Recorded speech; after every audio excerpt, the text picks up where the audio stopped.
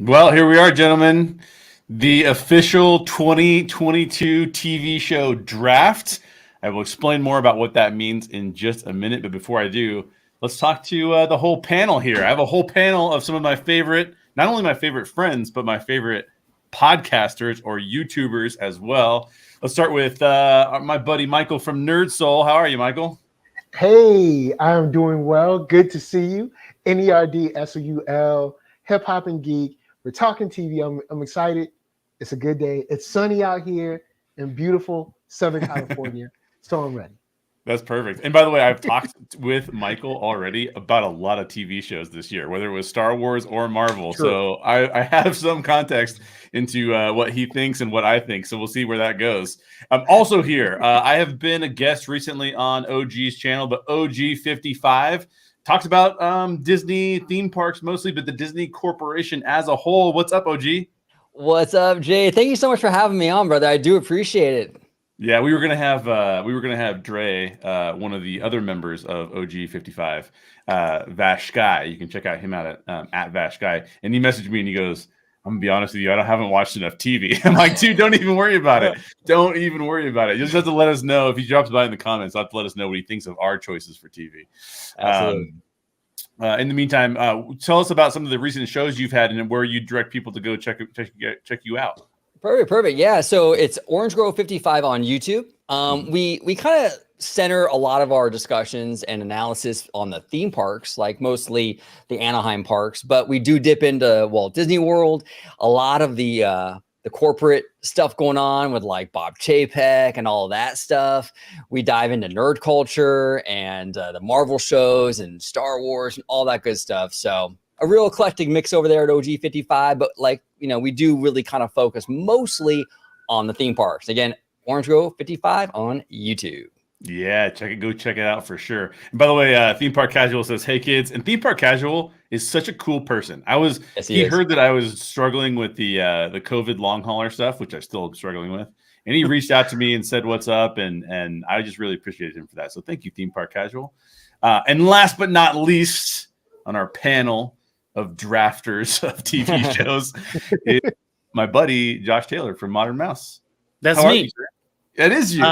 I know. It's been really good. I'm dumb and I just did this instead of trying to promote myself. But you can see Modern Mouse is my YouTube channel, and I typically talk about animation and actually television. So this works out perfectly. Yeah. Cool. Yeah, this does work out perfectly because I argue with Josh a lot about TV shows too. It's true, and I think I tried to put together a list of TV shows that I don't think people would talk about. So you know what? You always do that because you're a little bit of a contrarian. Every time I have Josh on the show, he's like, "I'm going to say some things that people have never heard before." I'm like, "All right, here we go. What is he going to say next?" True. It's always good. That's why I like having him on.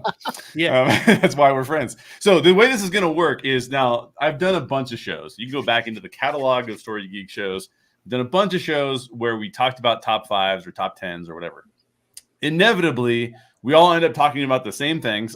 And we all end up saying, these are my favorites and these are not my favorites. And then somebody has one show at number 1, but then somebody else who has that show at number 5 talks about it first. And then it's like, oh, we spoiled like what the number 1 was going to be. And it's a giant mess. So I thought, hey, let's just switch it up. Let's do something different.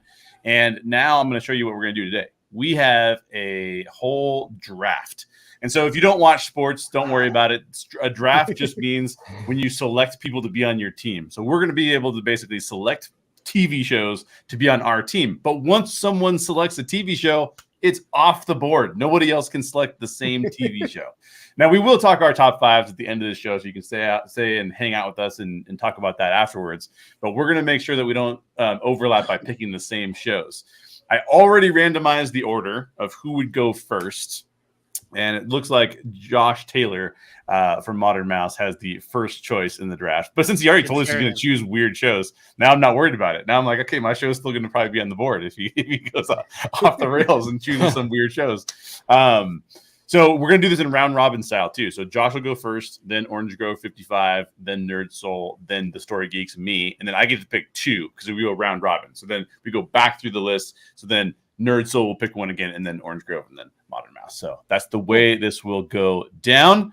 If you're in the chat, then let us know if we're doing a good job or a bad job, or let us know which shows you would have chosen if you were in the draft and what show you would pick first. I'm interested in that as well. And then once we're done drafting our 5 shows, we're each going to do 5.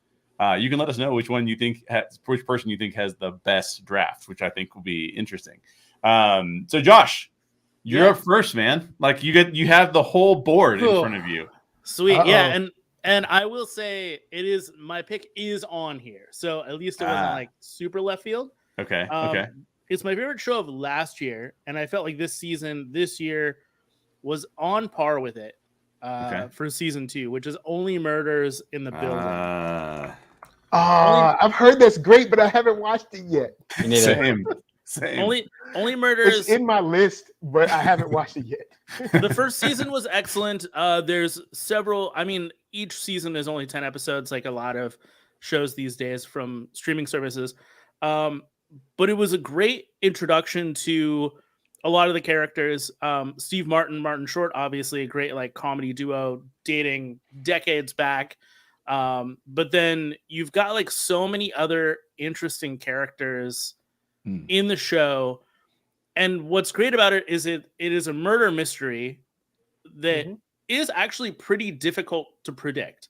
And it is fascinating for me, being somebody who came from the podcasting realm, because it's a show about people who love murder mystery podcasts getting together to solve a murder mystery to create a podcast. And then leading into season 2, another murder happens within the building that they live in. So once again, it's they time get to leave. work. Yeah, right. They should, but they are not. Is this breaking news that the show is actually a biography of Josh Taylor? Is that what this is? No. Oh, bummer. I wish it was. I would be more likely to watch it. You know why I haven't seen it yet? Because I don't have Apple TV. It's not Apple TV. It's Hulu. I don't have Hulu either. So bummer. I don't have either one. I don't have the Disney bundle. I just have just Disney Plus. Well, I got more Hulu coming up for you. So. Oh man, I gotta get Hulu now. I've got more Hulu on the way. All right, so none of us have seen that, but it seems to be a good choice because everyone I know that has seen it has told me it's amazing. So that I'm not gonna criticize you on that one. But OG, what do you got? What do you got for your number 1 choice? The board is pretty clear still. All right, my number 1 choice is a show called The Patient. It's a new show. It's on Netflix, starring Steve Carell and Domhnall Gleeson. Very interesting show. Basically, a synopsis. Basically, the kind of basic storyline is that Steve Carell, he plays a psychiatrist, right? Okay. And he has a patient who's got mental illness. Well, this patient is like addicted to like killing people. So it's crazy. So he kidnaps Steve Carell, the therapist, and he kidnaps him and like chains him up to the bed at his house, and he's like forcing like therapy sessions with this guy, and it's really like very like it's weird. It's like very tense because Steve Carell has to like convince this guy not like to kind of stop murdering people, and he kind of fears for his own life because like, hey, if he messes up and this guy goes off the rails, he'll be dead, right? Yeah. So it's a really good show. It's actually not even, I don't even think season 1 is actually even done yet. It's a pretty new show. I think it's only like maybe 5 or 6 episodes in. Steve Carell crushes it. I mean, he absolutely crushes it. Domhnall Gleeson's amazing. I mean, it's a really fascinating show. It reminds me of that old that old movie where the woman, she kidnaps the author? I forgot the name. It's Misery. Oh, Misery. Misery. Yeah. Does he break his foot? What was that? Does he break his foot? No. Maybe the next episode that'll be maybe yeah. It's crazy though. It's a good show. Really good. Highly recommend. That sounds awesome, dude. I haven't seen either of the top 2 choices of you gentlemen. I barely even heard of The Patient. So that's good. That's good stuff. I think all of the TV shows on my list, I think you're going to be very familiar with, but maybe not. So Michael, NERDSoul, you got the board is still pretty open. What do you go with first? The show that I will be reviewing today, later on, Atlanta. Nice. Atlanta is a show. It's in its final season. There's only like, I don't know, 4 or 5 episodes left. But Atlanta is a show that is weird, funny, crazy. It's Donald Glover and Hiro Murai are killing it. It's supposed to be about 3 friends. One is a rapper, another is kind of like a hanger-on, while Donald Glover's character Earn is the manager of the rapper named Paperboy. But the journey through Atlanta and where music takes them gets weird. It gets crazy. Wow. They go overseas. It gets weird and crazy, and it's surreal and funny and deep and silly all at the same time. There's horror in it. There's faux documentaries. There's fake TV stations with fake commercials. It's a very interesting show, and I'm going to miss it when it's gone. But Atlanta, I got to put that on first because I love Atlanta. Atlanta is an awesome show. It's on FX. It's dope. It's really excellent. Yeah. Now, you said it's on FX. Are they going to plan on putting it on any streaming services? It's on Hulu, my guy. Hulu. Oh. Yeah, it's on Hulu. Where's the patient on? What's that one? That's on Netflix. Oh, okay. At least I can watch something. The Patient is on Netflix. All right, I'll put that in my list. The Patient. Yeah. I gotta have that on my list too. All right, cool. Well, I by the way, I didn't tell you guys, but I'm wearing my Walt Disney World 50th anniversary hat in honor of OG55 and Josh Taylor. They're both Disney podcasters. Hey, Peck, if you're watching. If you're watching, I'm still paying you money. I'm still giving you money, man. Like, hey. I told Josh, I messaged Josh, I go, dude, I really want to buy this hat, but I don't want to spend money on this hat. And he's like, bro, buy the hat. And of course I bought the hat. And I'm also wearing my Better Call Saul t-shirt. So I don't know. That might mean that's coming up, but not yet. I'm not picking Better Call Saul as my number one. As good as that show is, my favorite show of all time, and I think it had its best season yet in 2022, is Stranger Things. So that's my pick. I love Stranger Things so much. Stranger Things, it's been hot. It's hot. Yep. It's so good. And every time, I think I've watched through the series now at least 3 times, all the way from episode 1 through. And every time I watch, I find something new. Every time I watch, I still get pulled into the emotional sequences from it. It is not a show that I would have thought that I'd be watching because I'm not necessarily a big horror guy. But it has just enough horror, just enough sci-fi, just enough really compelling emotional drama to pull me in. So yeah, that's my number one. That is my number one show. And then I get to pick a number 2 show, which makes me really happy because most of mine are not on here. And now I will go back. I will draw from the clothing I am wearing, and I'm going to go Better Call Saul. The final season aired this year. Nice. And Better Call Saul, in my opinion, is one of the best written series of television I've ever seen. One of the best directed, one of the best acted. It is top tier. It's not your average action-packed show. It's going to be heavy on the drama, heavy on the relationships. But Bob Odenkirk and Ray, I can't remember her last name. Ray Seahorn. Nobody. Yeah, Nobody, the guy from Nobody. But the cast and crew of this show is just phenomenal. So I am 100% behind that. All right, Michael, you got your number. You've never watched it? No, I tried. I have to get my wife through Breaking Bad first. Then we can watch Better Call Saul together. Even though Better Call Saul is a prequel, still, she'll know who he is when we go to watch that. So Breaking Bad was a wild show. I was late to that party. I binged it last year, and it blew my mind. Absolutely blew my mind, man.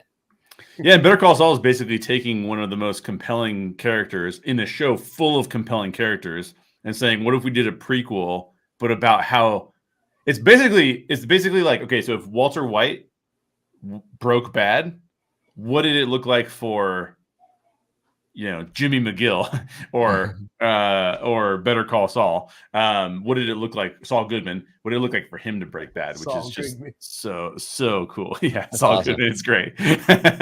All right, Michael, what do you got at your number 2? What is your number 2 pick? There's going to be some mad people. I know this show seems to have split the fandom, I guess, or maybe not, but Uh-oh, where is this going? Discovery has been incredible since I started watching it. Wow. The production quality, the fight sequences, the acting. Now, this is also being said from someone who's not seen every single stitch of Star Trek in their lives and knows every. I honestly, I do not. So some things that might, burn other people up, it doesn't burn me up. Like I've seen. I know Deep Space Nine. I know a little bit of The Next Generation, but as far as those people that know, they could be like, this happened in episode 13 of Voyager at the 24-minute mark. No, I'm not one of those people, but I'm very entertained. Michelle Yeoh is just a treasure. People should have been up on her back in the 90s. Sonequa Martin Green, even the guy who plays like Hugh and the newer Adira characters and stuff like that, it just comes through. I love it. And in general, Star Trek for me is back. You will see Star Trek again in my list, but Star Trek is back. For all the people that are like, hey, we don't like Star Trek, you have like 4 Star Trek shows now. Like, there's no reason to complain. There's something out there for you. But Star Trek Discovery, I love it. I gotta give that. That's my second pick. That's a really good lesson for Star Wars fans, that something can come back, right? Like you can come back around. Just because you got one bad episode of one bad show doesn't mean that it won't come back around to be amazing in some other ways. That's cool. 100%. All right, OG. So you're up for your second one. All right. So this is interesting. This one is actually an older show, but they had their not their final season, but their season 9 this year. I'm going with NBC's The Blacklist with James Spader. Nice. Yes. They did have an episode this year? They had a season this year. Yeah. Season 9. That's wild. I thought the show was over. That means I need to watch it. It's still going. I think they actually just got greenlit for season 10 not too long ago too. Oh, okay. It's been going on forever. So yeah, Blacklist, yes. Oh, it's so good. And James Spader, I mean, this guy could like read the phone book and I would be like on the edge of my seat, he's so interesting and he really does make the show. But I don't know. It's a really cool concept. This kind of like international kind of white collar criminal. The FBI kind of brings him in as like an asset to help them kind of, crack some of these cases and bring a lot of people to justice. It's just a really, really good show. James Spader, he's working with the FBI, but he crosses that line. He's, he commits crimes to kind of put bad people away. And there's a lot of that in there. And I absolutely dig this show. This is one of the few shows I've stuck with for this long. I mean, the show I think came out in 2013. It's almost been 10 years. I've watched every season. Absolutely love it. That's awesome. Liz has been married. Well, no, she didn't divorce. He died, and the show is wild. But I thought it was over. So now I could go Hulu, right? Netflix. Oh, okay. Netflix. Cool. Finally, another Netflix. Yeah, I got to check that out too. I will say that James Spader is, whenever he's on a late night talk show, is one of the most interesting interviews because the dude talks about the weirdest stuff in a way that is so compelling. He was talking to Jimmy Fallon one time about how loud he was playing his music in his apartment. And I was like, what are we talking about? Like, this is so bizarre, dude. But he's a really interesting guy. Yeah, really, really interesting guy. Good choice. Like, I haven't seen it yet, but I want to watch it. Fantastic. All right, Mr. Modern Mouse. Only Murders in the Building. What are you coming back with? Number 2. Yeah, this is one that would be on a lot of people's lists. So this is like my only like kind of freebie, but it's Andor. I know it's not done, but like, man, it checks off so many boxes for me. I'm a big fan of like the political, like religious side of Star Wars. And this is my hot take. And I know that this is not everybody's, so prepare. But like wait, hold on. Josh, hot take incoming. Non-Skywalker Star Wars is the better Star Wars. Oh, bro. Double stamp on that. I totally agree with you. I'm so done. I don't want to hear about I don't want to hear about Luke. I don't want to hear about Leia. I don't want to hear about Han. None of that stuff. I just like give me something different and weird and like something like this that just like aesthetically looks like Star Wars more than anything I've seen. And it plays into kind of like what that political, like how we got to these like extremist political sides. I'm down for it. So, and I know it's a hot take. It's not for everybody. Everybody loves a little Skywalker action. I'm out. Well, no, I'm completely fine with the Skywalker because in my mind I thought you were talking about Jedi, but Skywalker is just a person. So cool. As long as we can still get our Jedis. Yes. And I also, the more I watched, I talked with Jay about this. This is what I meant about politics being interesting from the prequels. Like politics can be interesting. You're just not doing it. Right. Because Andor, even this week, like I'm not mad at it. I'm not mad at that show. And Michael, I agree with you. More Jedi. I'm with Josh. I'm a more like, I don't need. So here's another hot take that I'm going to put on top of Josh's, but I think it's one of the reasons that he puts it out there. I am sick and tired of the hero's journey and Star Wars trying to copy the hero's journey down. I do not need hero's journey stuff. Like, just give me some different storylines in this world. And Andor is doing that. And Andor is, I'll say this, I think Andor is easily the best made Star Wars. It's the best produced. It's the best directed. I think it's the best written. It's not my favorite Star Wars. Are we talking about shows only or shows and movies? Shows and movies, man. I'm going to go out there and say all of the above. Here's why I think it's a good TV show. Because this is like my Harry Styles moment, right? This TV show feels like a TV show. Right? Like that's the thing I like about it. Like everything that's come out of Disney Plus from Marvel or Lucasfilm feels like they're trying to make an extended movie and they just chop it up into 6 pieces or whatever. Yes. I feel like with Andor, the idea is we're going to give you a set of characters and you are going to live with them for a long period of time. And that's what I like about it. I love the slow burn of it. I know that's not for everybody, but that's what TV has always been for decades. And it feels like it's a chance for us to kind of get to that and have a real Star Wars TV show that you could have sold this to like ABC, NBC, Fox, whatever, and it could have lived there. It could have lived on FX, whatever, USA, it doesn't matter. Like, as much as I like The Mandalorian, which is another non-Skywalker story, I don't feel like that's a television show in the same way. Okay. Well, I think too, one of the things that Andor does that I think is just, it's quite frankly, it's stunning to even think that you should do it in a Star Wars property, is that it says like, what would it feel like to really live not as a Jedi, but in the Star Wars world? Like, what would it really be like to see a TIE fighter go across a set of mountains? Like, we don't, like, a lot of times you get like these, like, okay, there's a bunch of ships and it's a big ship battle, but like, what does one TIE fighter do to your heart rate when you see it go over, right? Like, it's intense. Yeah, it's intense. And it's like, oh, like, just, so the way that they film it and the way that they shoot it is just, it feels very real. It feels like you said, Josh, it could have been on any network because literally all you'd have to do is take Star Wars out of the equation and it's a fantastic show regardless, you know? Yeah.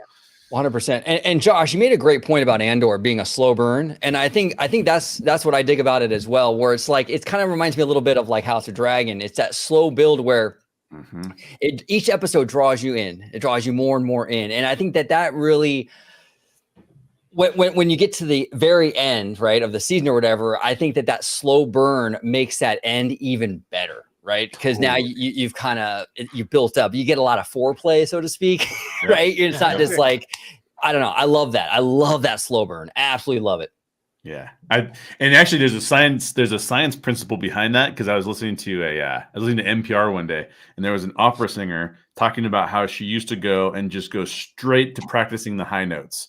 And all of her older colleagues were like, hey, you can't just get straight to the high note. You've got to build the tension in the audience so that when you get to the high note, the dopamine response in the brain is even more powerful because they've been storing the dopamine. And so the slow burn allows you to start slowing dopamine until you hit that high note, and then boom, that's an amazing experience from a human perspective. Fantastic stuff. Love it. So we're all in favor of Andor. Josh Taylor, you get to pick again, bro. Sweet. You're not off the hook. You got another one. That's perfect. This is one that I believe it was their final season this year. There's 4 seasons in total. It's my only animated pick. Wow. It's on Disney Plus if you're interested. I believe all 4 seasons are now out, which is The Owl House. The Owl House by Dana Terrace is an excellent show. If you're unfamiliar, it's about a kind of like tween, like kind of middle school girl who loves fantasy stories, but can't really connect with a lot of kids at school.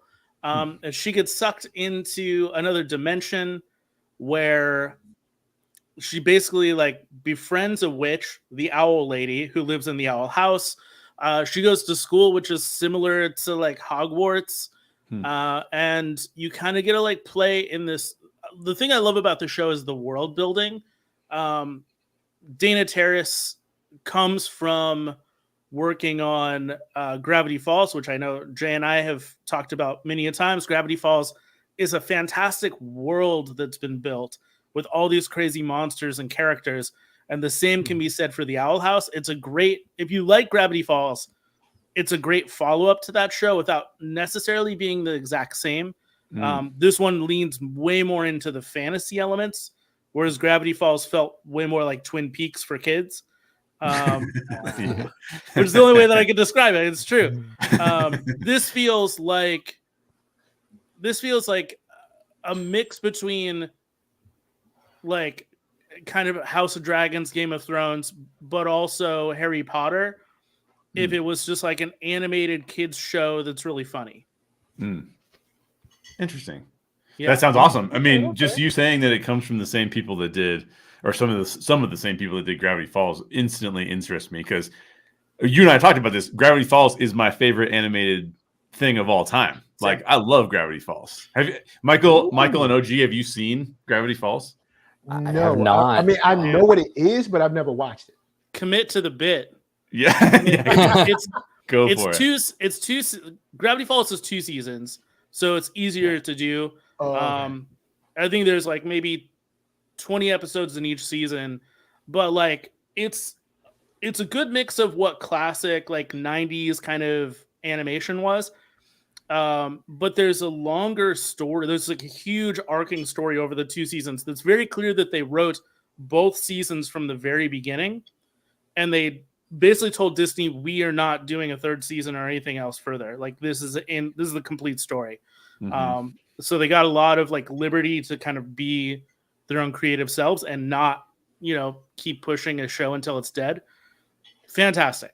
It's hilarious. It's like or like Supernatural, where you keep pushing it till it gets bad, and then it does turn around and get kind of good again, and then it finally ends. I have no doubt that it could get good again, but like I think it left off. It was perfect. It was fine. It was great. Now, Josh, is Gravity Falls, is that a Disney television animation production, or is it some other studio that Disney Channel it's Disney? Yeah, so it's Disney. So there's like, it's weird because like it was a time period in the mid kind of 2010s where Phineas and Ferb was done, and they were just kind of like looking for a bunch of stuff to do. Gravity Falls kind of fell into their lap, but it's weird because it's a show that should have been a streaming show that came before the streaming stuff. So like, it doesn't make a lot of sense. If you were just to like watch an episode and then maybe there'd be a rerun of like a previous episode, later or whatever. Yeah. Like it's a show that you kind of have to watch all together. And there's a ton. The great thing about it is it truly is like Twin Peaks. There's a lot of things to decipher. There's a lot of mysteries. There's a lot of things to get involved with beyond just the story that's going on. But then on top of it, you've got a brother and sister pairing with their uncle, who's kind of like this shady.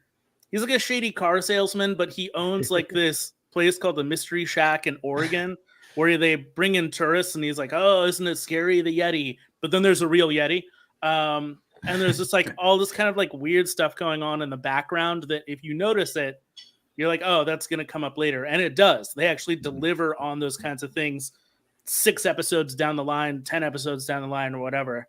And then the villain is just a giant Illuminati symbol that comes to life. That's awesome. Yeah, Wow. Yeah. and he's hilarious too. Yeah. Imagine if like Marty McFly was the lead character of Twin Peaks. That's basically what the show is, Wow. like right there.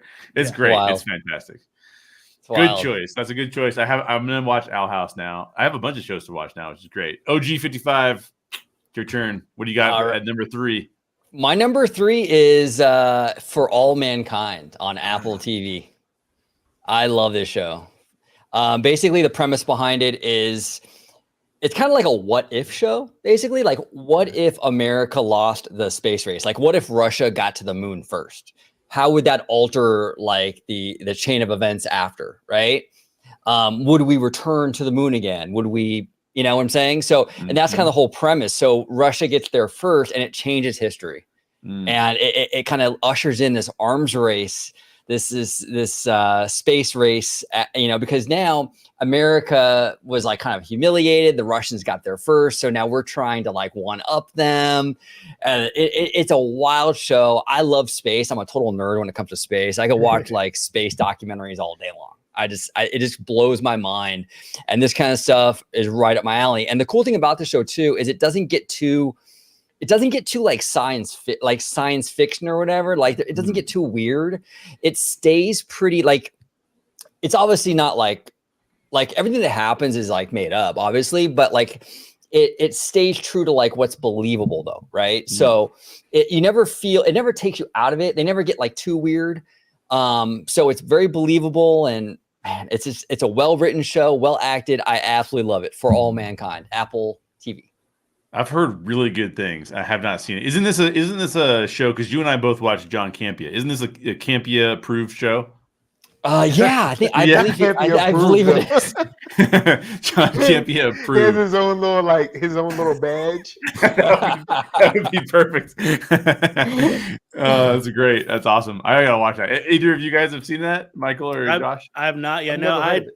I dropped Apple TV, unfortunately, so maybe I'll have to pick it You know back up. what? I was just watching OG's show. In fact, I just commented on your show, OG. I think that you already saw it because you liked it or whatever. But Chapek was talking about the streaming wars, and he was like, I don't think a lot of people are going to survive these streaming wars. And dude is 100% right, because it feels like I got to go buy each and every cable channel that I would ever buy.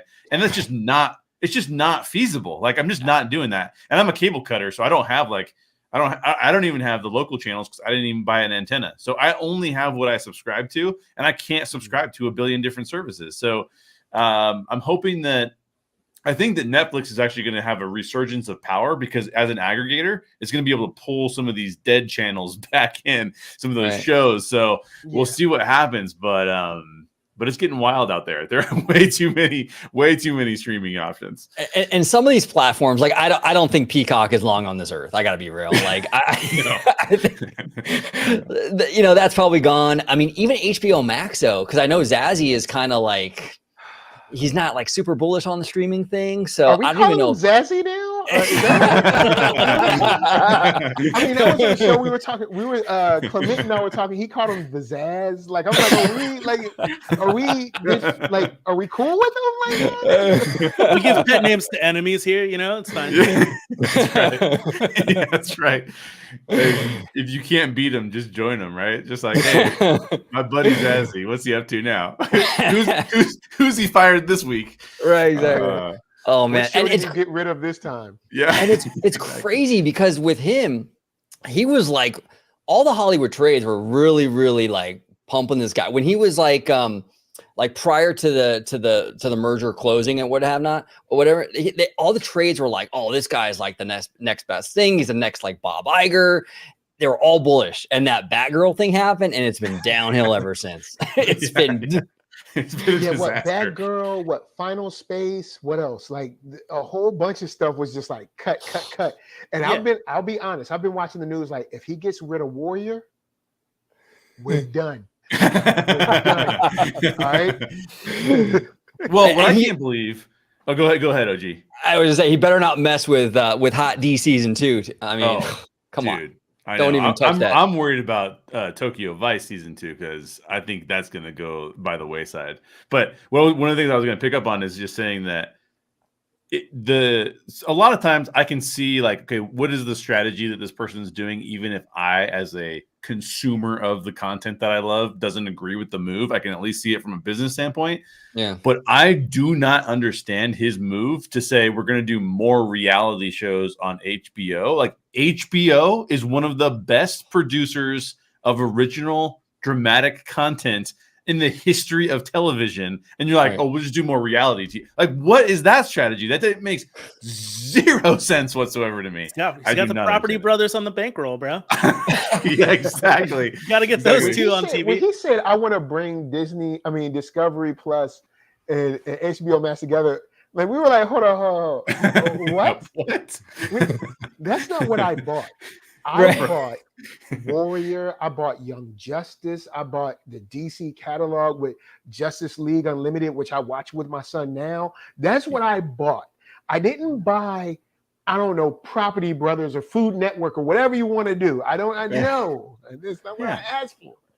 Well, and it's wild to me how when he bought Warner, I thought, okay, like Warner was going to be like front seat, right? And like the Discovery thing was going to kind of be like the subsidiary kind of vibe. And it feels like the opposite. It feels like it's Discovery, and then it's like Warner Brothers is like the subsidiary. Like the reality stuff and all that seems like the priority to them. I'm like, what are they doing? So bizarre. This is the Shark Week up here. That's it. Yeah.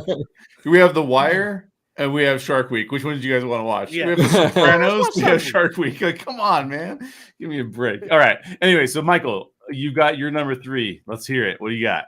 All right. My number 3, we're going to go on to Netflix. All right. Now, this is a show that when I first heard about it, I was like, this is stupid. But Cobra Kai is the perfect level of cheese and like nostalgia all put into one. Is it cheesy? Of course it is. Oh, yes. You are absolutely right. Daniel LaRusso? What? Yes. He owns a car shop? Of course he does. But it's perfect cheese. And these kids have the craziest karate fights. And there's like, I guess there's no police in Santa Barbara or Burbank or wherever they're at. Like, I guess police just don't come around. But Cobra Kai is a perfect way to take an old property, be cheesy and not be extremely serious, but still entertain. Wow. And I do want more. Like, they add lore to the show, to the movies, and they bring in characters where it's like, you know what this is? This is super high stakes. I don't know why you guys are letting them do all this karate around the town, but it's still super high stakes for people that should be over this.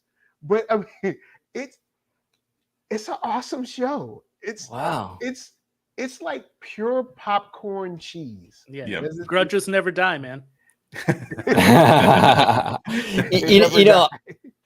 I've never seen Cobra Kai. It's definitely on my radar. I have never heard anyone say anything about that show. Everyone that watches it seems to walk away loving it. Yeah, it's weird. You shouldn't love it, but it's awesome. This show is awesome. It's weird that like that show started as like a YouTube premium show.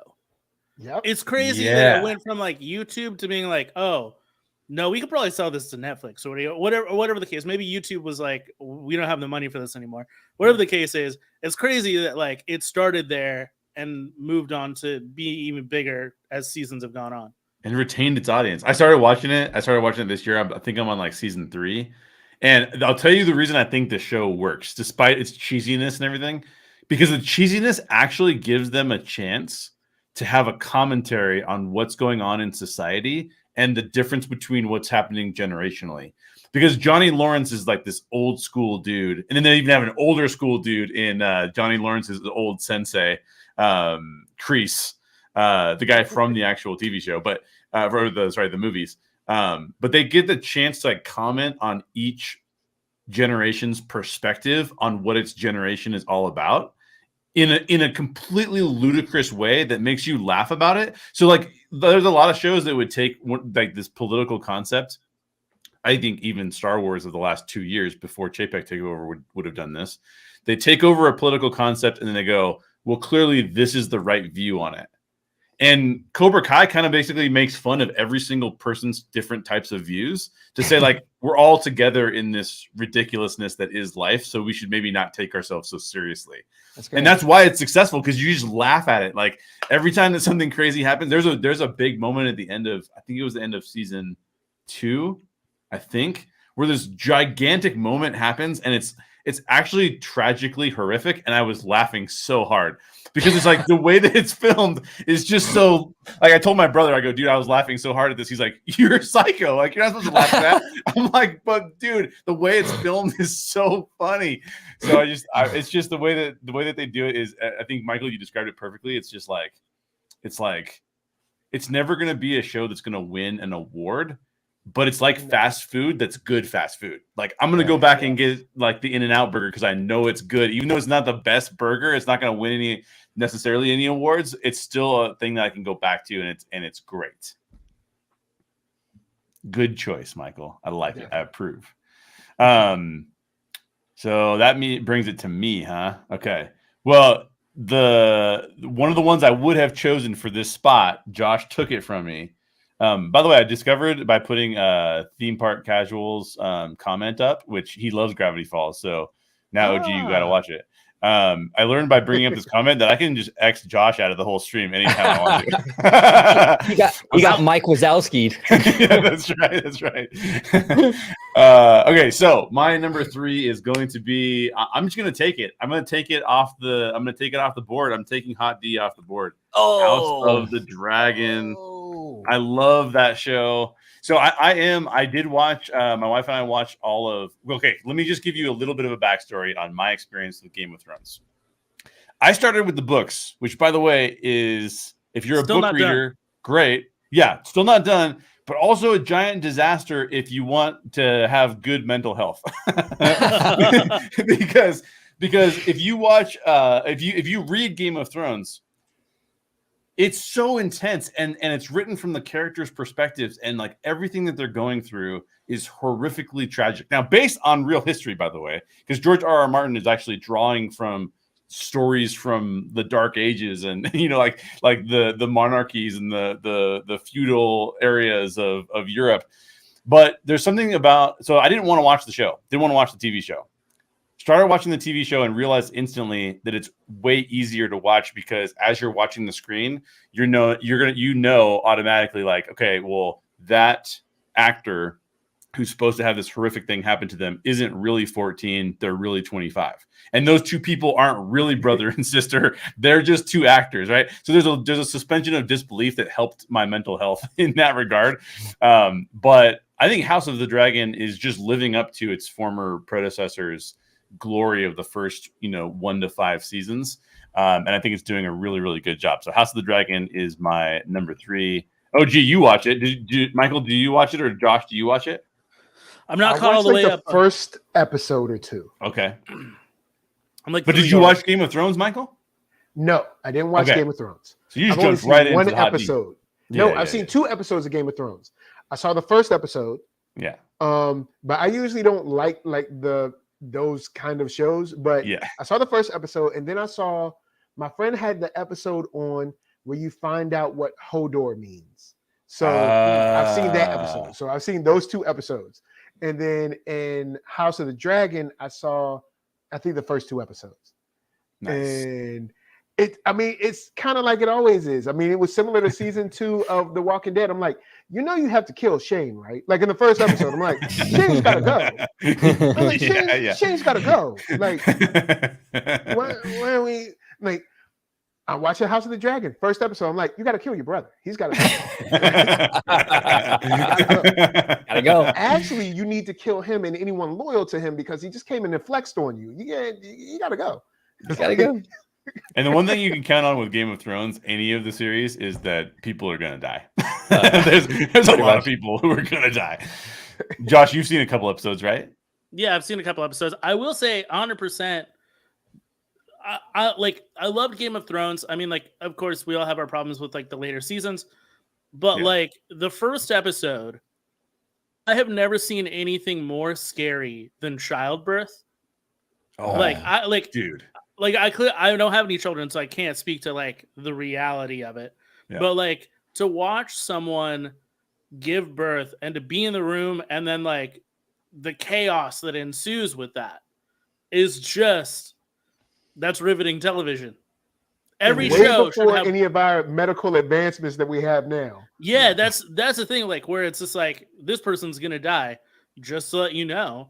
Yeah, and it's like, oh, this is frightening and scary, and every show should have a childbirth in it. That's if you need ratings. And if you think that's bad, keep watching. OG, you've seen the whole season, right? I have. I know exactly what you're talking about too. Keep watching. Oh my gosh, it's crazy. But you like it too, right? You're a big fan? Oh, I love it. I love it. Yeah. Absolutely. Awesome. One of the best shows I've seen in a long time, to be honest. Yeah. I'm very happy with it. And watch Zazzy be like, "Oh, we're gonna make it a reality show. The Property Brothers are in it next year." A reality show would be fine. Yeah. So for my number 4, because I get to pick another one. I'm gonna go Tokyo Vice. Cool. Because I thought Tokyo Vice was an amazing show, and I didn't get a lot of publicity. I watched it because basically what was sold to me was it's detective noir in turn of the millennium Japan, and I go, dude, everything about that sounds amazing. And sure enough, like it is a fantastic show. Definitely sticks to its detective noir roots. Really fantastic acting, but there's a lot of interpersonal moments that work for that show too. So if you're into detective noir, I would say check out Tokyo Vice for sure because it's a fantastic show. Cool. Anybody else here even watch it? I've seen like the first 3 episodes. I kind of fell off, but what I saw was good. I just remember seeing it and being like, dude, you know this is the mob, right? Like, stop asking questions. Yeah. Or at least don't ask questions out in the wild like this. That's right. Like, pull someone to the side and be like, hey, does that guy kill people? Like, yeah. Well, and to your point, actually, that's a really good point because we did some shows on it on this channel, and one of my guests, a buddy of Josh and I's, actually Dale Wentland, was on the show with me, and he had watched the series as well. And it's very obvious in the show the tension between U.S. culture and Japanese culture. And like it's based off a true story, by the way. It's based off a real guy who was a journalist in Japan, the first U.S. born journalist in Japan. And it's wild what he goes through, and having the mindset of like justice is American justice, and I can kind of just do whatever I want to because I'm the press. When, like you said, Michael, it's like maybe not in Japan. Like, you know what I mean? Like, just maybe watch your back a little bit there, bud. Even in some places in the U.S., you'll see, like, there was this episode of Unsolved Mysteries where this guy, Buffalo Jim or something, gets killed in Vegas. Yes. It's very clear that the mob was involved. And and the cops and the press is like, well, this guy died and there will be no further investigation and everyone have a wonderful day. Like, that was it. Right. Like we're all clear in here. The mob did this, right? We're all clear in here. We like living, right? Cool. So since we like living, why don't we just let the story end right here? Like, pretty much how it was. This is like, everybody's like, hey, that guy did it. He works for the mob. No, nobody says it. Everybody's like, no. Right. Yeah, and this today's show is sponsored by people that don't snitch on the mob, so don't come after us. Yeah, exactly. All right, Michael, it is your turn. What is your number 4? Number 4 goes to a little Paramount Plus show. Oh. A Paramount Plus show called Evil. Wow. I am a fan of most. I'm a fan of most X-Files babies, and Evil is another one. But Evil crosses the line between religion and just people's actions and the supernatural, and it is very good. Like these people are crazy, and I like watching them be crazy. I'm hoping that the good guys end out on top, but it does not always work that way. And you have these kids that are actual kids and they act like kids, which is something that I love. You know, I hate when a kid, they cast a kid, but then they're like 45 years old. It's like, no, I like this one character has 4 girls and they're girls and they come in screaming like little teapots every day, but their chemistry is awesome. They seem like real sisters, and you know, dealing with the Catholic Church and demons and whether they're real or they're not, and you know, any hallucinations or possibly seeing angels and stuff, it comes together well. You throw in some blood, some dead people, and you know, some sacrifices, and you've got a show. A little bit of Satan, sprinkle a little Satan in there. Nice. And you've got a show. And Evil is a show that gladly it got renewed this year, but I think it's a sleeper because it's on Paramount Plus. 100%. But I like it. I think it's really good. I think it's really good. It just finished season 3, I think. Oh, nice. I think it finished season 3. So yeah. That's cool. That's cool. It sounds a little bit like True Detective too, and True Detective season 1, another original HBO show, which was fantastic. Anyways, sounds like that. I'm into it. But have you seen True Traveler from Discovery? Yeah. A reality show where this detective goes into weird areas to try and figure out what's going on. Like, oh, no, I'm out. Oh. Property Brothers have already been to this property, and it was not interesting the first time, bro. All right, OG, what do you got at number 4? All right, so I got The Resident. The Resident, I believe, is on their 3rd season. 3rd season dropped this year, a few months ago. It ended, but The Resident is basically, it follows the ER of this hospital, and they do a really, really good job at handling the story of like the interpersonal relationships between like the doctors and the staff and everybody, and balancing that with like the medical trauma side of things. So they do a real good job at both of those. I love this show. Malcolm Jamal Warner is in the show. He is phenomenal. He is the absolute best part about this show. Oh, he crushes. He absolutely crushes. I didn't even know Malcolm Jamal Warner was still acting. I thought he was kind of like retired. I mean, depending on how much you do, I figured these people are just like rich and hanging out. Like I didn't know. It's like, hey, I've done a ton of TV. I'm rich and I'm just chilling. I didn't. He's absolutely great in this. Absolutely fantastic, and it's just a really good show. It's a lot of medical stuff, a lot of like, oh, you know, we got this person, they crack their head open and they kind of tell that story. But then there's like this interpersonal stuff with like the doctors and the nurses and the staff. That's also interesting. Great show. Season 3, I believe they're up to now. Okay. Yeah, that's question. So go for it. Is it as good as Scrubs though? I've never seen Scrubs. See? Scrubs is a horrible yet good show. Yeah, that you said what channel was that on? Is that Paramount Plus too?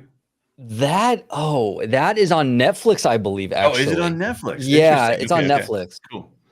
I was just gonna say, like, there are these shows that are. This is to kind of proves our point earlier that there's too many streaming services available, because there are good shows on these other streaming services, but unless a show is so top tier that it clearly stands out amongst every other show, it's just not going to get the attention in 2022, right? There's just too much divided attention. Yeah. It's like a good problem to have, because there's so many good shows on, you can't watch them all unless you're someone who literally gets paid to just critique shows. But like in my case, like I mean, people have, real lives. They have jobs or something, or like myself, I have a 4-year-old, so I can't just watch anything I want during the daytime because, I don't want to traumatize a 4-year-old. But there's tons of great shows. You look all around, you're like, oh, this show is great. This show is, and kind of like Tokyo Vice. I fell off of that. Not because I didn't like it. It's just like, oh, this show is new. The shiny ball syndrome is like, oh, this show is out. Oh, well, I need to watch that. And it's like, so The Resident, I'm definitely going to keep my eye on that. Add that to the list of shows that I finally need to watch. I think you'll like it. It's really, really good. Really good. Yeah, I because of the COVID long hauler stuff, I've watched more TV than I've ever watched in my life, probably. Because there's just I'm just get too tired, too worn out, don't feel good. Just like sit back and watch TV. And I just was looking over this list, being like, I've not seen most of these shows that people say are great. So it's a wild time to be alive. There's a lot of shows out there. Yeah. All right, Josh, you get to close out your list with no other. It is going to be unadulterated. You can choose anything you want to finish your list. This is amazing. All right, so I have a 6th runner up because I thought people would maybe steal something, but I won't go there. Okay. So my number 4 is What We Do in the Shadows. Yes. I loved Our Flag Means Death. I thought it was great. I didn't think it was like as life-changing as maybe Twitter thought it was. But I thought it was good. Yeah. But like, if I was gonna take a property that came out of New Zealand, like What We Do in the Shadows is so fantastic. I didn't think when they initially announced that it was going to be a show, I didn't think it could replicate how great the film was. Yeah. And I was very wrong. It's excellent. It continues to be excellent. It continues to mock horror while also adding to the lore of horror. And I think my favorite like kind of subgenre of horror is like very self-aware comedy horror, and it just nails that to a T. Every character is great, but like Matt Berry, just getting to be Matt Berry as a comedian most of the time is great. So for me, it's a top 5 show of the year, but it's been a top 5 show of the year for like 4 years running. So, and it's on Hulu, right?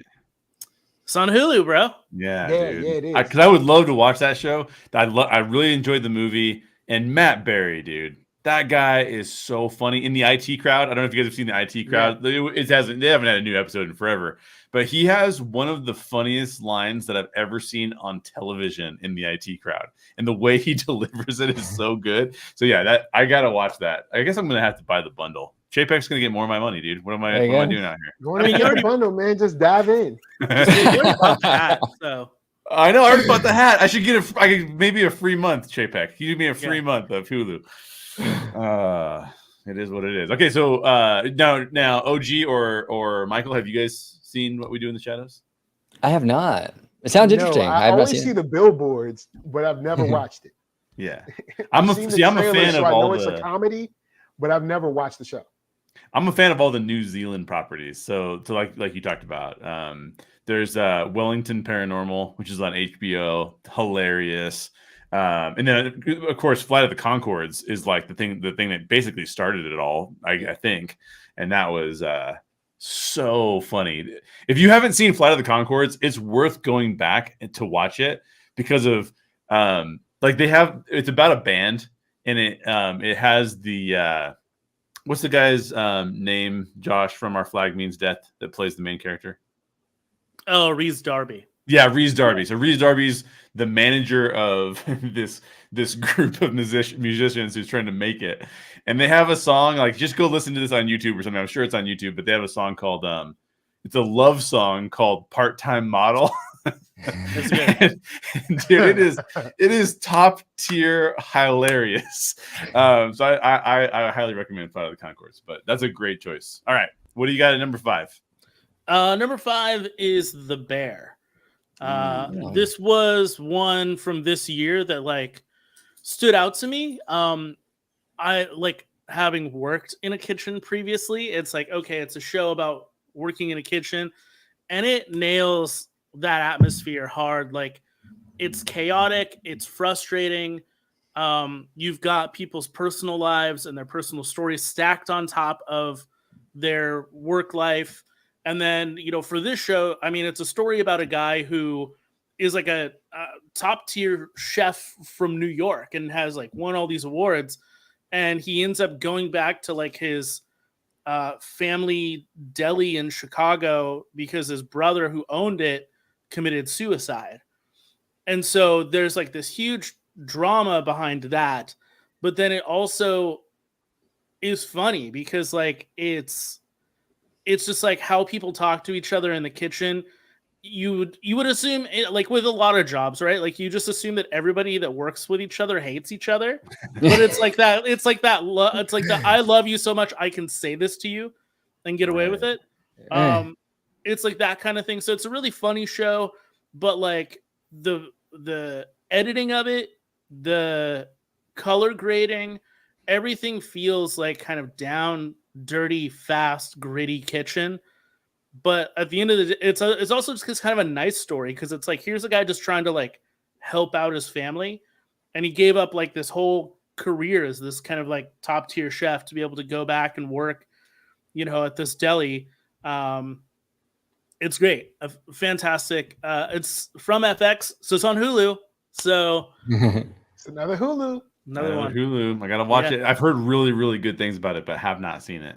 So it's another one of those ones that's like, man. I've seen the first episode, but it's another one that like I just got interested in something else. But I liked what I saw, and I like the brother in it is Skeen in Andor. Yeah. Oh, really? Yeah. So like that dude is cool. Every time I see him in something, he's pretty good. But the brother that didn't commit suicide. There's like another. Sorry, the brother that didn't commit suicide. Sorry. Yeah.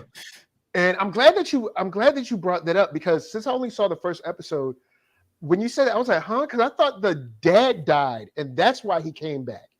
But so I was so thanks for clearing that out because I thought the dad died. And that's why he came to kind of like save the business because dad was dead and nobody else could run it. So cool. I'm glad I got that. But yeah, the kitchen, as someone I've washed dishes for 12 hours straight before. Like, it's the kitchen. It's a pretty good representation of a kitchen. Yeah, I've hosed down waitresses before because they wouldn't stop disrespecting me. And because when you got that water hose and you spray it, look, all you got to do is turn it that way. I hosed her down. I got in a lot of trouble for that, but I hosed her down. That's awesome. That is awesome. All right, OG, last one on the list. What's your number 5? Last one on the list. I'm going with The Boys. The Boys. Ooh, The Boys. Yeah, I love this show. And the cool thing about The Boys, it's a superhero show technically, but I love how they kind of like talk about how they address the how superheroes are in our world, right? Like if they really existed, how corporations would sort of buy the rights to their personas and the political stuff involved with these superheroes and all that. I think this show does a really, really, really good job at handling all that. A real interesting take on just the whole superhero thing. I love it. I absolutely love it. It's one of my favorite shows by far. Great show. Yeah, The Boys is really good. I watched season 1. I love season 1. I started season 2. I could not get into season 2. People told me it got better as the season 2 went on, but I dropped out, and then season 3 is supposed to be phenomenal. So I'm like, maybe I'll get back into it. I'll say this: season 3, I think they kind of know what they're doing now. Like, not that season 1 was bad, but you can kind of see season 1 and definitely season 2 kind of like. We're kind of trying to figure out maybe how to tell this in this amount of episodes or what character to focus on for how much time. But season 3, there's very little fat on that season. Like it's very they make the points they need to make. There's not a lot of deviation. They kind of get to it. Season 3 is definitely their best season. And Okay. it's a crazy show, but yeah, the commentary on kind of like hero worship and all of that, and then the big brother or big corporate, it's done well. It's done well. Yeah. And they have a lot of really, really, really good performers. I mean, the actors that they hire are I mean, at this point, the guy from Banshee that plays Homelander. Yeah, that guy's ridiculous. I can't remember. It's Anthony Starr. What? I apologize. I know I'm probably messing up your name, but he was in Banshee too, and Banshee was also a dope show. If you can get Giancarlo Esposito in your show, like you've won everything. Like you win. Like that. He's the epitome of amazing. Yeah. All right, Michael. Let's round out your list. What do you got? Okay, I know this show has not been loved by all. But I really enjoyed this show, and I was glad to see it. I want to throw a bone to the show Halo. I know. I covered Halo this year. I've seen the people coming into my comments in the chat. They weren't too pleased with this show. I had a good time watching this, and also with the effects. Like for someone who played Halo when it first came out, back in the day, but as someone who had the big chunky black Xbox with the big chunky controller and played I enjoyed this show. That's awesome. The effects are really good. The costuming, like the kind of Under Armour, I guess, suit that Master Chief wears, I kind of want one, but at the same time my body's not the same, so maybe not, but it looks awesome. But from the Covenant to the weapons, the sound effects, this is a show that I think is a lot better than some of the gamer fans are giving them credit for. And also, to gamers out there, stop saying that there's not good gaming properties, all right? Halo's good. Castlevania's good. Arcane was awesome last year. So stop it, okay? Stop it, all right? There's good game stuff out there. I'm done with you guys. Halo, I really enjoyed it, and I'm glad it's getting a season 2. And shouts out to the guy who was Mad Sweeney in American Gods. I can't remember his name, but the big guy, and he's Master Chief. Yeah. Cool. That's great. So I'm going to go for my number 5 because I had I got to choose 4 of the shows that I would have put in my top 5. But then Josh took Andor. Andor was in my top 5. Sorry. That's all right. It's all right. This is why we did this format. And we're gonna talk about honorable mentions for those of us who can hang out. If you gotta go, you gotta go. Yeah. That's cool. But for anybody who can hang out, we'll talk about honorable mentions. We'll go down the list. But rounding out my list, I'm gonna go with this because not only do I think this is one of the best directors working today, specifically in superhero properties, but this dude was just rewarded for his effort. Tried to cancel the guy, came back, is creating some of the best series of all time. I'm going to go with Peacemaker as my number 5 of the year. Wow. And just as a shout out to James Gunn for how good James Gunn is. Working in both Marvel and DC. He's heading up DC now. So I'm excited about that. I love the Zaz hired him. Yeah. Can you believe that? The Zaz, he must have said he'll do it for free. Right? Yeah, I'll do it for free. Zaz is like, you're in, buddy. You're in. Right. But yeah, I love Peacemaker. So here's the thing that James Gunn understands. It's kind of like Cobra Kai, in a way where it's like, look, the world is getting upset about some of these things, but these people exist in this world, and we're not going to immediately vilify them just because they have a different perspective than somebody else does. Now, that doesn't mean he allows them to have that perspective and live in that perspective. They need to grow and learn past that perspective, but he doesn't just vilify them as being like irredeemable or impossible to love. He always showcases a way that people will understand, like, my brokenness is something that I can come to other people with, and I can take on some of their brokenness, they can take on some of my brokenness, and we can build a community together. And I think that that's super cool to see in the superhero world, and it's super cool to see in 2022. So I'm putting Peacemaker up there. So that's awesome. It. Those are the 5. We got Modern Mouse Josh has chosen Only Murders in the Building, Andor, The Owl House, What We Do in the Shadows, and The Bear. Orange Grove 55 has chosen The Patient, The Blacklist, For All Mankind, The Resident, and The Boys. There's a lot of the shows. Yeah, right. I like that. There's a strategy there. And then Michael from NERDSoul has chosen Atlanta, Star Trek Discovery, Cobra Kai, Evil, and Halo. And I know he's going to have some honorable mentions around Star Trek because he mentioned Star Trek a couple times. Yes. And then my top 5 were Stranger Things, Better Call Saul, House of the Dragon, Tokyo Vice, and Peacemaker. All the ones I chose are maybe a little adult, a little too adult for the kiddos. You can't watch any of them. But yeah, so if any of you guys need to go, then it was a pleasure to podcast with you. If you want to stick around for a little bit, we're going to talk about honorable mentions. We'll go through some of the lists. So who wants to talk about honorable mentions? Everybody? Is everybody in? I'm in. All right, everybody's in.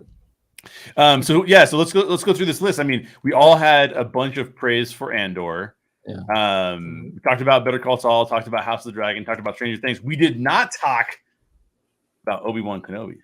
We're not going to either.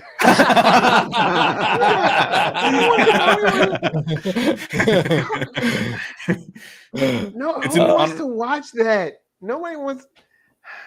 Yeah. I think also the girl that played Leia, even though I think she's awesome, that girl was not 10 years old. That girl was like 6.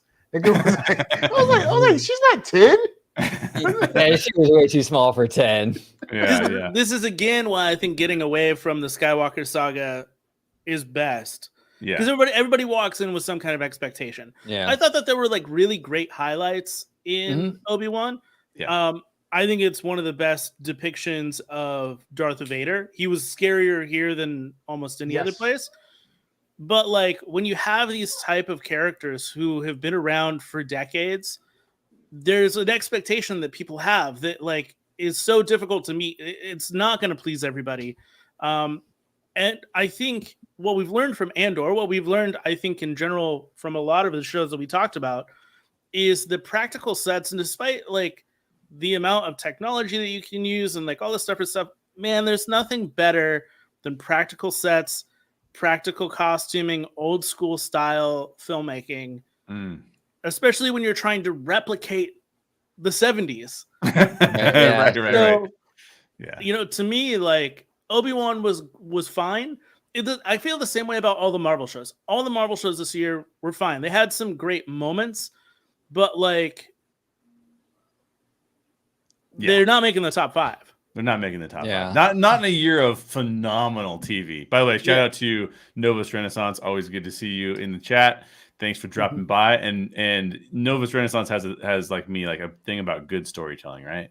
We want good storytelling in our stories, and I think it's really difficult to do in the modern day because you can go back and watch on Michael's channel. We talked about Kenobi a bunch, so I've talked about this ad nauseum. But I think that part of the problem is we're in an era of people being a little skittish on wanting to greenlight new stuff, which is why I'm glad there's so many stuff on your guys' lists that's like new original content. Because a lot of the things you hear about in the media are just like these giant shows, these giant tentpole shows, and they're all prequels, they're all sequels, they're all like we got to make money off this because we know people watched the last one, and I think that Kenobi definitely suffers from that. You know, it's interesting. You have on that list Vikings Valhalla. Now, I have not seen Vikings Valhalla, but I saw the first one, and that was a crazy show. I really enjoyed that. Yeah, my wife watched Vikings. I didn't. Then she had me watch Vikings Valhalla, and I've watched a couple of Vikings episodes, and I will say that Vikings is the superior show. Not that Valhalla won't get better. But I think that the original Vikings is a superior show to that one. But we'll see where it goes. I mean, it was only season 1. So I think they tried to kind of like replicate some of the success they had in Vikings, but I don't think they got quite there with it. It's good. It's not bad. It's just that, you know, it is what it is. Yeah. So let's go through some of your guys' honorable mentions. So I'm just going to go from top to bottom on the screen. So, Michael, what are some of your honorable mentions? Honorable mention is it's kind of new, but it's looking like it might be promising. The Peripheral. It's on Amazon. Yeah. It's looking like it might be okay. I'm not super sold on Chloe Grace Moretz, but I do like what I'm seeing. And the guy that plays her brother, he's awesome in this. So I think this might be okay. What's another show? I only saw the advertisement for it, but it looks awesome to me. Yeah. Another show that ended this year, Motherland Fort Salem. I cannot sing this show's praises enough. I know there's people. I feel like I'm the only one that watches it, but Motherland Fort Salem, it ended this year. It's like this weird alternate history of like, what if witches were kind of conscripted into being in the military for different governments, and in this case, the U.S. government, and how that would work and things of that nature, and like the tension between the government proper and the witch military. Wow. And it's like, these kids that they kind of like, they just draft them in because it's like, hey, you're a witch, so now you're fighting in the military now. But these girls are like 16, 17 or something like that. It's actually pretty cool. I got to give it to the show. It's way cooler than I thought it would be. So yeah, Motherland Fort Salem, maybe Queen Sugar. Queen Sugar is another one, which is a drama, which is like way different than what I normally watch. But it's about this family. They're down in Louisiana, and kind of dealing with farmland and kind of this other rich family that wants the farmland, and kind of like racism between like the state government, the local government, stuff like that. But it ends up being pretty cool. And it's a show that's better than I thought it would be at the outset. And now it's like in season like 5 or 6, or maybe even more. But it's been on for a while. But Queen Sugar is pretty cool. So you know what? I'll throw it to the kids. Star Trek Prodigy. There you go. Very well. It's a fun show to watch. And Star Trek Lower Decks. It's funny. And it's way better than I thought it would be, because I was like, this is going to be throwaway. It's going to be dumb, but it's funny. And, that's cool. Maybe Sandman. I'll end off with that. Sandman. Oh, so you like Sandman? Yeah, Sandman impressed me this year. So yeah, nice. I couldn't finish Sandman, dude. So here's my thing. And I felt like this way about American Gods as well, both the book and the show. Neil Gaiman, phenomenal writer, has some of the best premises I've ever heard of. Like, if you were to pitch these premises to me, I'm like, I am in. Taking what Americans worship, turning them into gods, and having the old gods of America versus the new gods of America. What a phenomenal idea. And then the show's kind of like, and then the book's kind of like, oh yeah, okay, so you did that with it. It's okay, but like I felt the same thing with Sandman. I'm like, the potential here is amazing, and then actually what we got is kind of okay. Okay. Good acting and stuff though. Good directing. So OG, give me some of your honorable mentions. What do you got on there that we haven't talked about yet? All right. So this actually, do we have to stick to 2022 or just honorable mentions overall? Oh, if you want to throw some honorable mentions overall, I mean, people are looking for good shows. Go for it. Okay. I can't recommend this show more. I mean, Homeland with Claire Danes is like, for me, like the GOAT of like all TV shows. Like, I love this show. Love it. It's about it's on Showtime though. Gotta buy more stuff. It's so good. It's like this CIA thing, and it's just it's phenomenal. And Claire Danes surprised me. She really did. I mean, last thing I saw her in was My So-Called Life on MTV years ago. Yeah. 95, 96, whatever. But she's really, really good in it. It's a great show. And now it's not 2022. It ended a few years ago, but highly recommend. Something this year that's also fantastic is Dahmer. I really like this show. People have been talking about that a lot. I've heard a lot about that. Yeah, it's interesting. Netflix. Well, no, there's another one on Hulu about Dahmer too, but I think you're talking about the Netflix one, right? The Netflix one, yeah, and it's a fantastic show. The dude from Quicksilver from the X-Men, right? Is the lead. Yep. And Ozark. I love Ozark. I mean, this family gets kind of like stuck into this like money laundering thing, and they're dealing with like Mexican cartels. It's just so great. I just love Ozark. Absolutely love it. Ozark is awesome. Ozark is one of the best. They have one more season left, or no? They're done. They're done. Yeah, they're done. And all of this because his friend could not keep his hand out of the cookie jar. Right. It's incredible. They had it made. Like, hey, we're laundering money. It's cool. Yep. We get money. They get money. Nobody knows nothing. Everything's fine. And his friend wants to skim some more off the top. And there we go. All downhill from there, and it just snowballs. It's just craziness. Fantastic show. Another one that I think is really good, although I will concede this last season it's the wheels are kind of falling off a little bit. But Handmaid's Tale. Yeah. Didn't that switch? Show. Did it switch? Did it switch services or something? I feel like it switched. There was like a big switch with that show.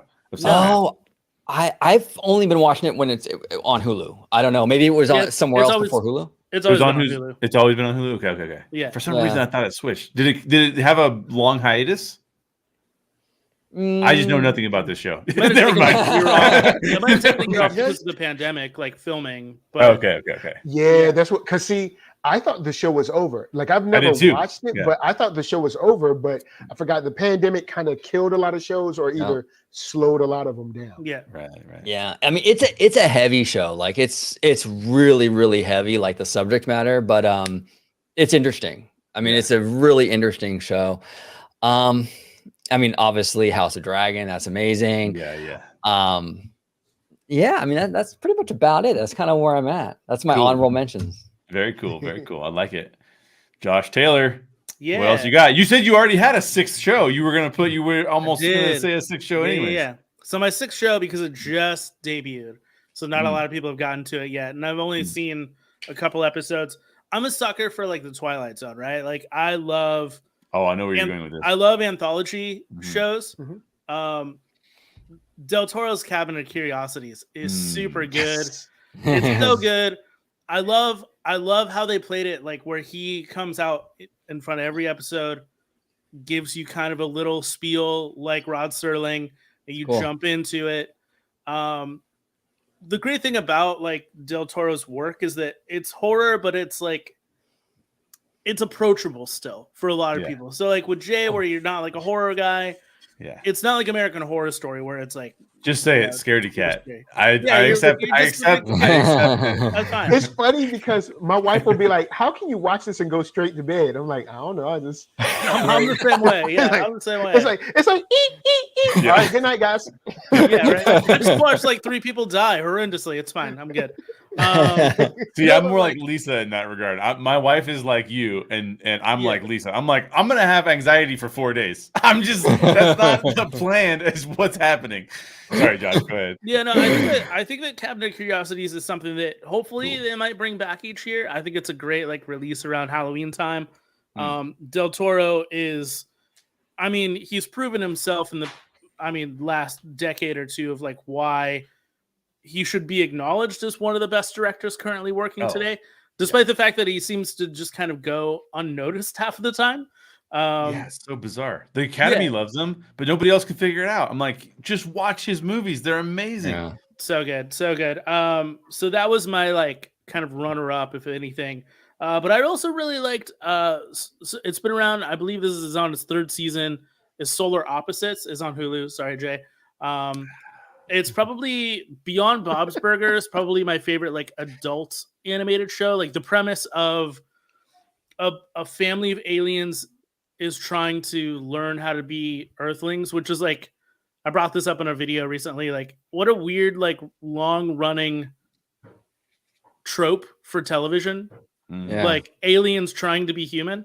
For whatever reason, it's been like 5 or 6 different shows over time, but it's funny. Yeah, like it's back really to good. like Third Rock, even before then, really. Mork and Mindy would be the first. Yeah, like So- even before, before Yeah. Third Rock. So, Third Rock from the Sun. So yeah. And then American Dad, which is also like another adult Right. animated show, is doing like the same thing.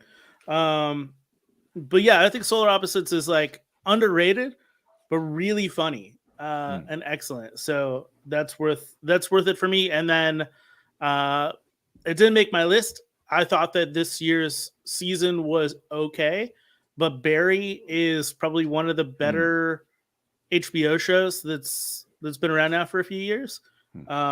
It's funny, it's good, and it's amazing. Like the drama in it is also great. Very cool.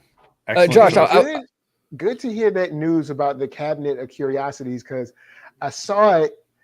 My wife was like, I don't know if I want to watch that right now. But I was like, it's Del Toro, so I'm putting it in my list. Like that's literally what I said. Yeah. That's exactly what I said. Yeah. I was like, I know, like I would have been a sucker for like the concept of like an anthology Halloween type series anyway around this time of year, but because Del Toro was involved, I was like, that was a no-brainer for me. Well, what streaming service is that on, Josh? The Cabinet of Netflix. Curiosities is on Netflix. Yeah. Okay. Yeah, and then the I gotta other watch two it are on or Solar Opposites on Hulu, Barry's on HBO Max. Fantastic stuff. Also, Josh, Matthew Muir thinks that you have the best draft of the 3 that he's seen so far. I bring the fire. He was like, I know what I'm doing. I got a good mix. Del Toro shouts to Hellboy, The Golden Army, Blade 2. Was he Del Toro? Was it Del Toro? Blade Yeah. 2 is Del Toro. It was the only Blade movie you did, but it's the best of the Blade movies. Yes. And if you haven't seen Nightmare Alley, you have to go watch Nightmare Alley. Totally. It's just that good. Now, isn't Del Toro doing a Pinocchio? Yes. Yes. Like a stop motion thing? That looks pretty cool. It's funny. I'm working on a video. I think it'll be out beginning of the year, but it's a whole video about the fact that this year had 3 Pinocchio movies, which is weird. Yeah. That is weird. There's 3 Pinocchio? What's the 4th one? I know there's a Tom Hanks one floating around out there that I haven't seen. Well, there's 3, so there's not 4. So you can't ask me what the 4th one is. Oh. But so there's the Del Toro one that's about to come out. I think that's around Thanksgiving. That's stop motion. Yep. And then there's the Disney one, and then there was one that came out like way earlier in the year. Pauly Shore voiced Pinocchio. Pauly Shore. Oh my god! Hard pass on that. It was made by like a company that usually makes like rip-off movies, like The Asylum or something. Yeah, like where it's just like snakes on a train. Yeah. Like yeah. All the same colors are on the jacket arranged in the same way. Yeah, exactly. Yeah. So they got like Pauly Shore to come in on this like super low budget animated film about Pinocchio. So it's just weird that there's 3 different Pinocchio films this year. Yeah, that's cool. Did you guys see the Tom Hanks one by any chance? I know, I haven't seen it. Oh. Yeah. Have you? Yeah. I know Pinocchio is weird. Like as an adult watching it back, this is it's child trafficking. It's a little weird.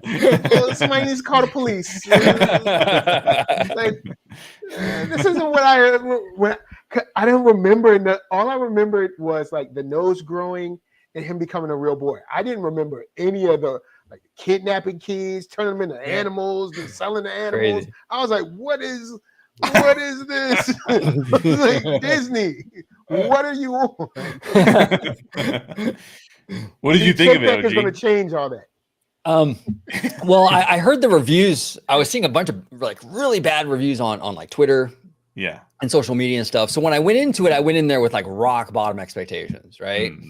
It's obviously not as good as like the Walt Disney animated movie, which is like considered like a masterpiece nowadays. But I mean, it was okay. I mean, it's pretty standard, kind of cheap, like direct to streaming, or in the 90s, this would have been direct to home video, basically. Didn't hate it. I mean, I was entertained for like an hour or so. It was fine, but You know, it's nothing that you're gonna remember in a year or two.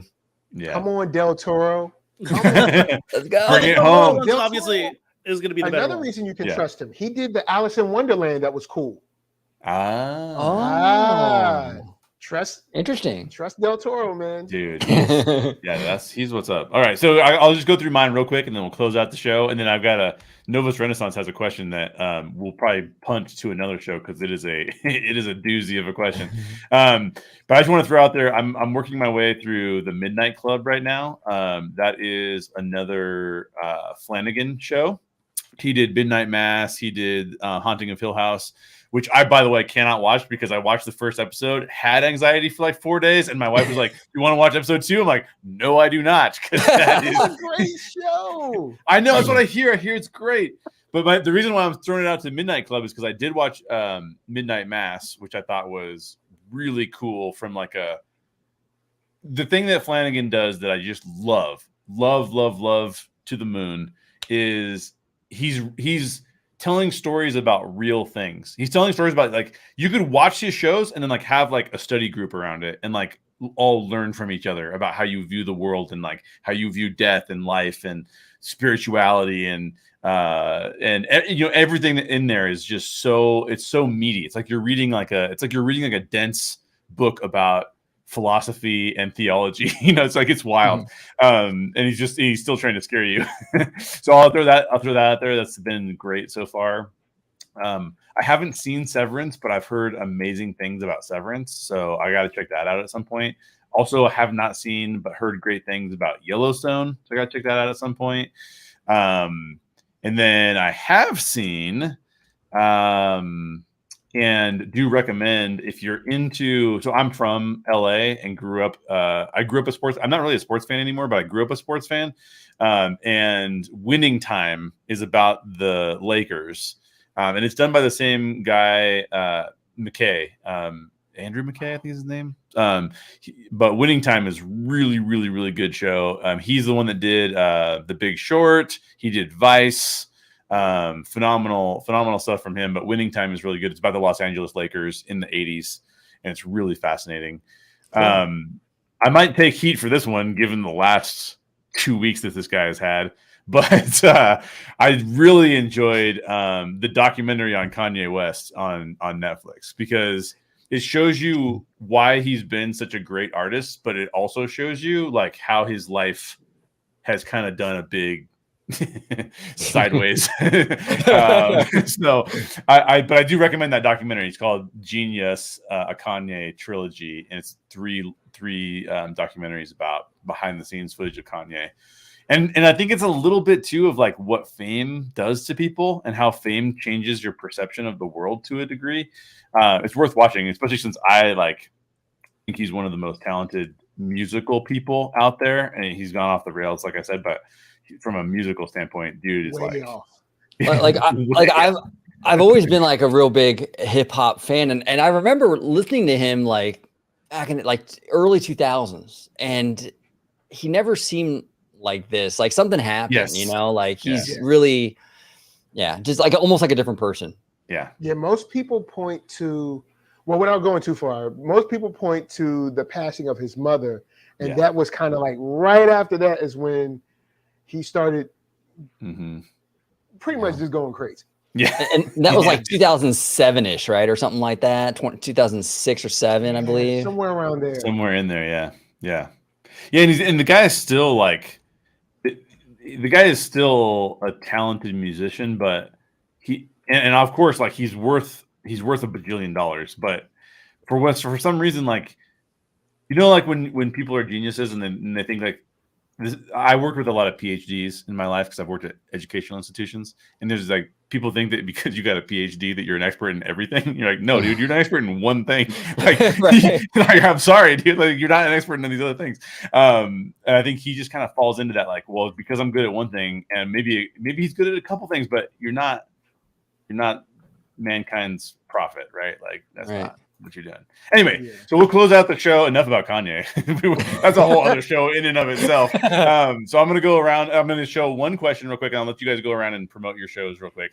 But Novus Renaissance said he had a question. Is Hollywood and modern entertainment industry losing the ability to even create new shows and stories in light of the last 5 years? Has the decay become terminal?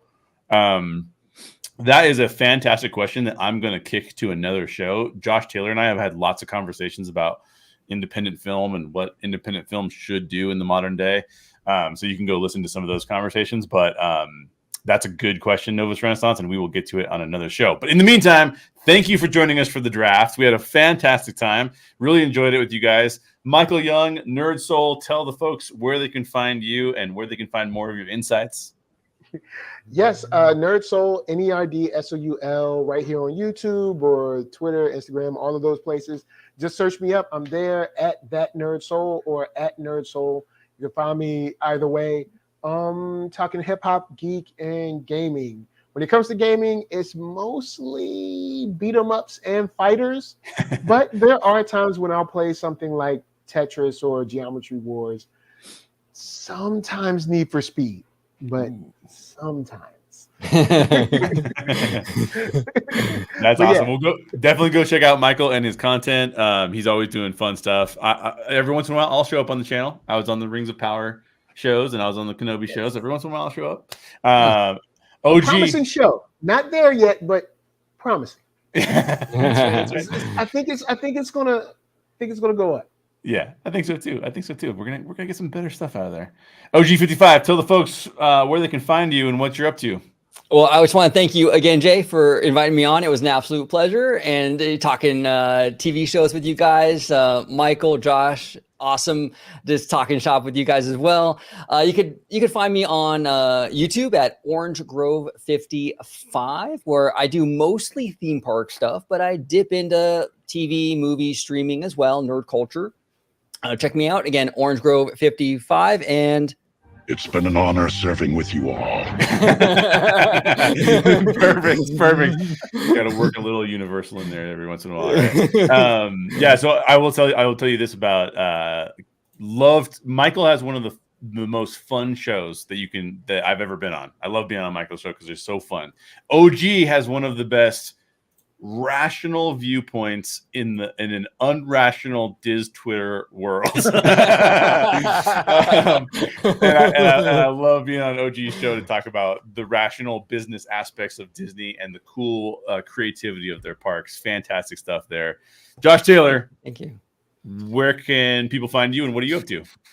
I thought you were going to be like, Josh Taylor doesn't do any of that. Not great at it. Yeah, so the show's over. Everybody, have a good day.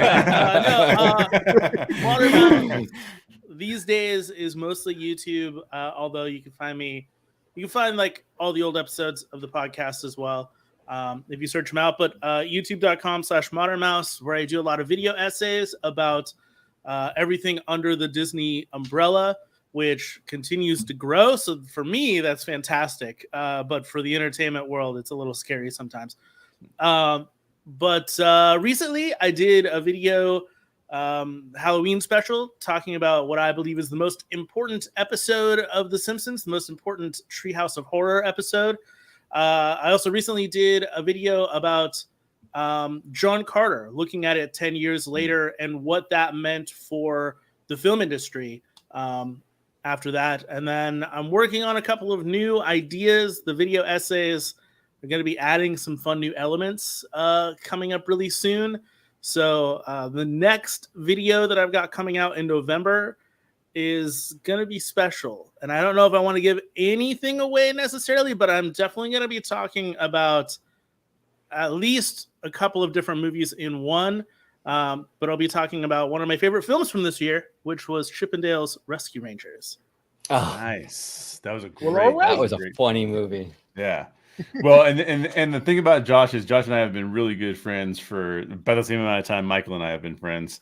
And he's subtly always trying to convince me to become a socialist. And I don't want to. I'm just teasing him because he's a good buddy of mine. But no, he does some of the best video essays. If you want to watch a video essay that like actually dives deeper into the cultural aspects of Disney properties, particularly films. It doesn't get better than Josh Taylor's videos right there. So go check out Josh Taylor for those reasons. He had to go and move to California right when I moved to Colorado. We swapped. Ships in the night, my friend. We wipe swap. Get out of California. Get out of here. Yeah. All right, gentlemen. Well, it was an absolute pleasure podcasting with you all or doing a live show with you all here, depending on where people are watching or listening from. So thanks a lot. Everybody go support these people. I love them all. And we will see them on a future episode. Thanks for joining us live. Talk to you all later. Bye.